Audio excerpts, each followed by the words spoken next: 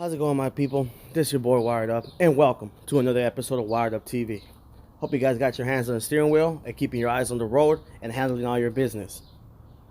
I want to tell you guys a story real quick. When I was in prison, I was locked up, and before you go to prison, you're in the county jail, right? Obviously. So I was locked up in prison, but before I got to prison, I was in county jail with this gentleman who was a Caucasian gentleman, and he was an ex-heroin addict that was now on methadone. And when he was there, he was kind of a cocky guy, loudmouth and stuff like that.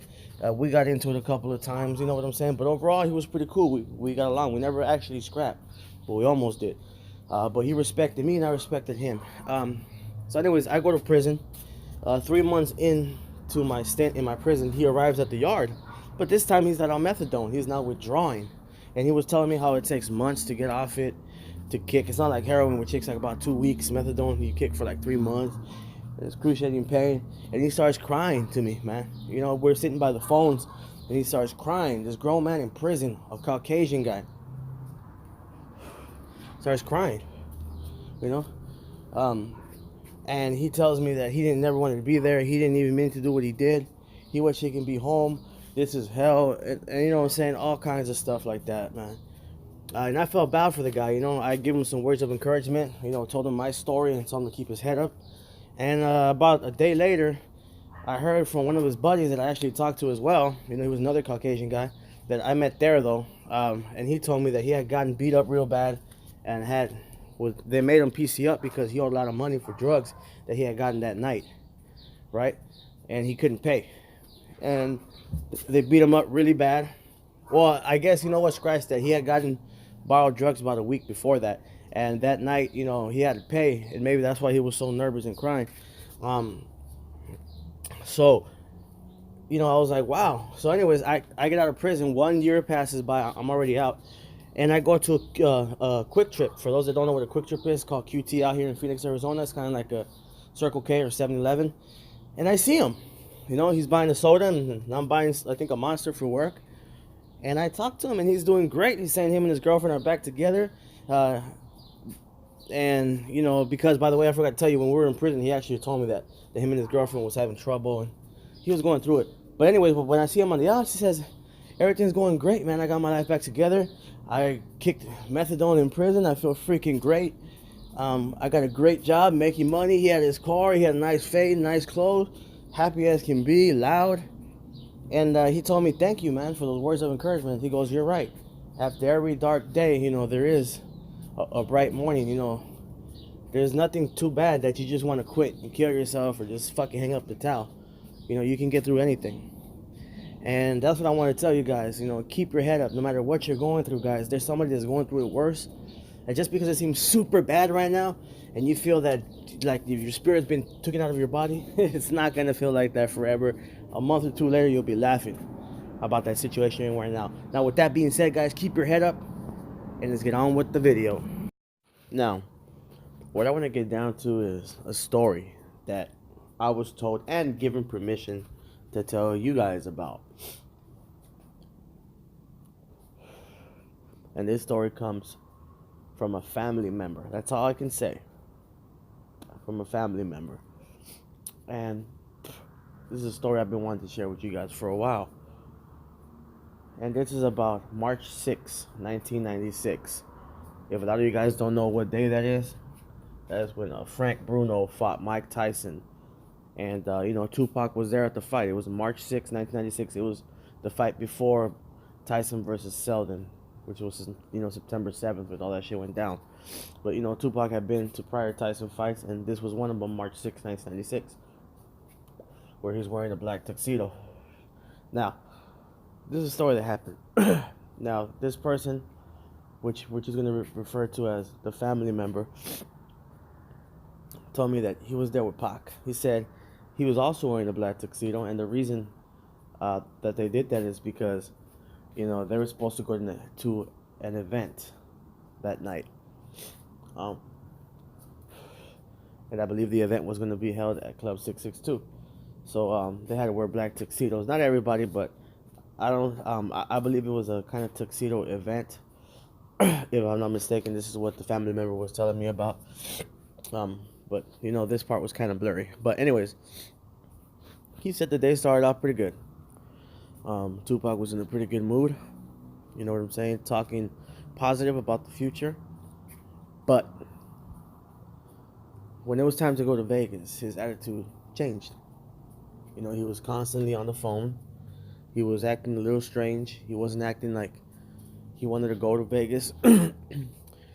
And he was talking to somebody on the phone that I never heard him talk to and didn't recognize the name that he was saying. Now, he wasn't saying a clear as day name. You can tell it was a code name. Some Hawk. Rebel Hawk.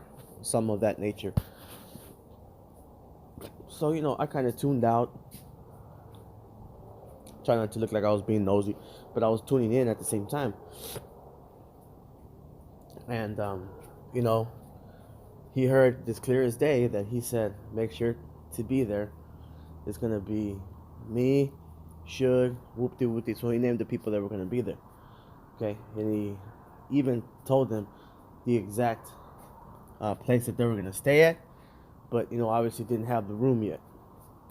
And he said he would get in contact with him later. Anyways, the day goes on. We're smoking, drinking. It's time to go to Vegas now. You know what I'm saying? We all drive out there. The family member drives with Pac and SUV or the Hummer. I'm not quite sure what car it was, but I'm pretty sure he said an SUV.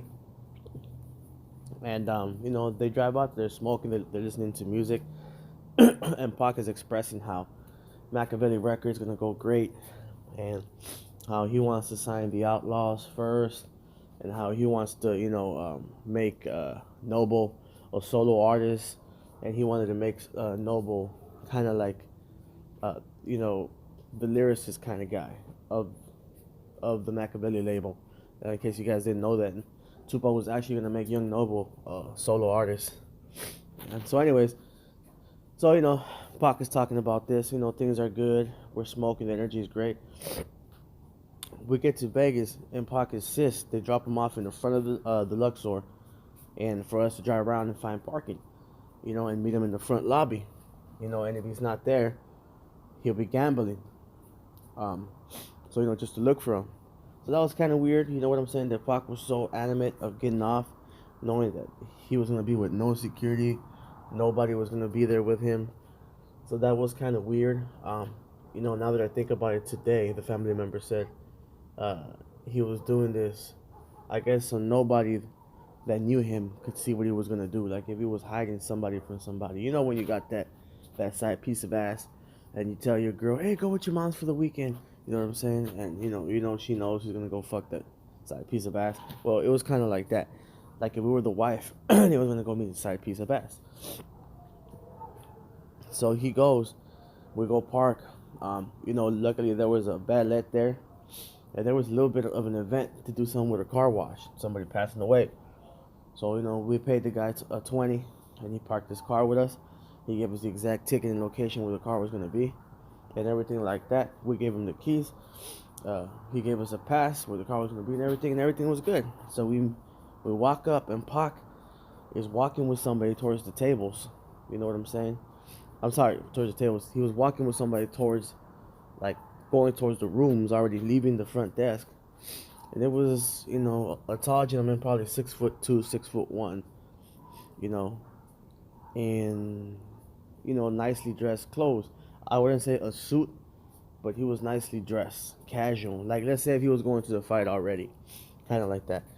And him and Pac were talking very serious. Now, he wasn't embracing him like how he talks to us, the family member said, with the hugs and the screams and all that stuff. But he was talking to him like he definitely respected him and knew him.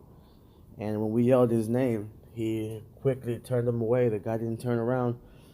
Pac slapped him in the back, said something to him, and the guy walked away. And Pac came toward us. I remember, one of the outlaws asking him, what up, Pac? Who that? What's cracking? And he kind of just changed the subject and started talking about the fight and where we were gonna go and shit like that, and where do we park. Just basically changed the subject. Okay, so he knew that was kind of weird and stuff like that. Not at the time. At the time, it seemed innocent, But he said now that he thinks about it, 23 years later, it makes a lot of sense. You know, this was the guy that he was meeting, and he assures me that by the way Pac was talking and acting and everything that was going on, that Pac was worried something was going to happen to him in Vegas that night.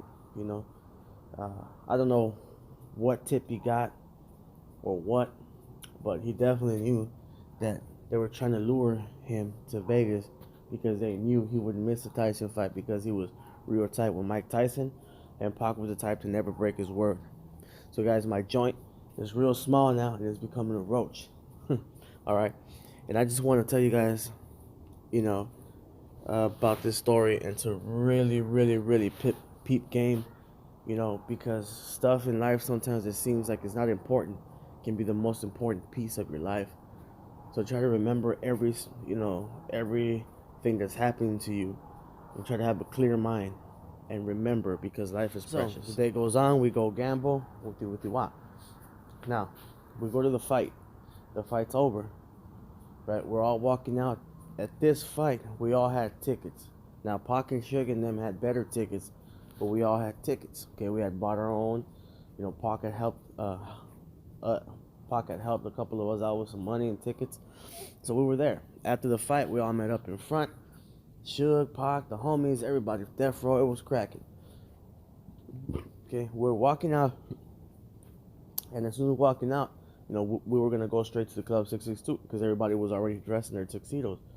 Because as you guys know, Tyson fights were quick, and this one was no exception. So what happens is they go outside, and this is something that he would always remember. Now, it wasn't important then, but this is a big clue, and I'm going to tell you guys why. He says that Suge tells Pac, come on, Pac, you can roll with me, man. Let's roll. And Pac said no. A big no. With emphasis, right? To the point where it kind of, I had to turn around to, I don't know if he was going to argue with Suge or what was going to go down. He goes, I'm going to ride with Frank and the Outlaws. So that's what he did. They rode in their own car. I don't remember exactly what car he told me, because I've heard this story, guys. I've heard this story about 5 times. So I'm just kind of remembering off the top of my dome, but the specifics I do remember because I wrote the specifics down, but I didn't write every single detail like the exact car was. But the specifics I wrote down, so I'm not getting the story twisted or confused. I've heard it plenty of times, and I wrote the specifics down. So anyways, he gets in the car, and it seems weird, right? Because he gets in the car with us, and he's just kind of acting weird, real quiet, thinking, right? Looking around and telling us to make sure to stay behind Suge, right? And he was very cautious on who kind of crept up behind him in the cars. So he's watching every car. I did notice it, but not, like I said, says the family members, I did notice it, but not to the extent where it's super obvious. Now it is. Okay, so I think Pac did trust Suge to get in the car with him on March 6th because Tupac thought they were going to kill him that day. He was prepared. All those people he was talking to were part of the plan. And I think when Suge asked him to get in the car, Pac thought, this is where they're going to get me. So he didn't trust Suge, right? But when Suge said, okay, cool, and he rode in the car and nothing happened, I think Pac kind of let his guard down just a little bit. When it came to September 7th, he trusted Suge a little bit more than he should have, because when Suge asked him again, he got in the car, right? If Pac would have had that same distrust as March 6th, you know, he would have been in the car with Frank and probably nothing would have happened, right? But I think that was the big mistake, because everything went good on March 6th. Pac thought, okay, I can trust Suge. I don't think Suge has anything to do with it. I'm going to get in the car. And that was his biggest mistake. That's why he got in the car with Suge on September 7th. The same thing basically played out again when Suge asked him, let's ride, Pac, because they did that a lot. They rode together a lot when they were, you know, in events. You know, it was like, you know, big brother, little brother kind of thing. But I want you guys to think about that. This is a jewel story, guys. Never before told, never before heard. From a family member, from the source himself, guys. I want you guys to study the story and comment below. And what do you guys think, man? What was Pac thinking? Who was the guy? Who do you guys think was the guy? You know what I'm saying? Did Pac ever should have trusted Shook? Do you guys think Shook has something to do with it? You know what I'm saying?